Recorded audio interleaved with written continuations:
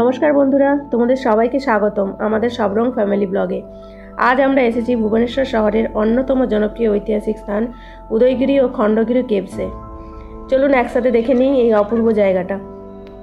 গলার ভয়েস শুনে নিশ্চয়ই তোমরা বুঝতে পেরে গেছো যে আমার গলার আওয়াজটা আজ ভালো নয় আর খুবই খারাপ, তো মানিয়ে নিও সকলে।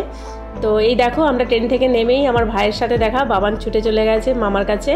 আমার ভাই এখানেই জব করে, তাই ও আমাদের রিসিভ করতে এসেছে আর ওই আমাদেরকে পুরো শহরটা ঘুরে দেখাবে। ভুবনেশ্বর শহরের কেন্দ্র থেকে মাত্র 6 কিলোমিটার দূরে অবস্থিত এই দুটি পাহাড়ি গুহা সমষ্টি। এখানে মোট 33টি গুহা আছে।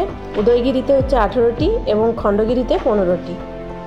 জানো তো, এখানে এসে একটা সারপ্রাইজ পেলাম। আমার আর এক ভাই এখানে চলে এসেছে, ও আমাদের সারপ্রাইজ দিয়েছে, আমরা জানতামই না কেউ যে ও আসবে বলে। প্রথমেই তোমাদের সাথে একটা তথ্য শেয়ার করি। এখানে প্রবেশের সময় সকাল 9টা থেকে সন্ধ্যে 6টা পর্যন্ত। টিকিট মূল্য ভারতীয় পর্যটকদের জন্য মাত্র 25 টাকা আর বিদেশি পর্যটকদের জন্য 300 টাকা। 15 বছরের নিচের বাচ্চাদের জন্য একদম ফ্রি।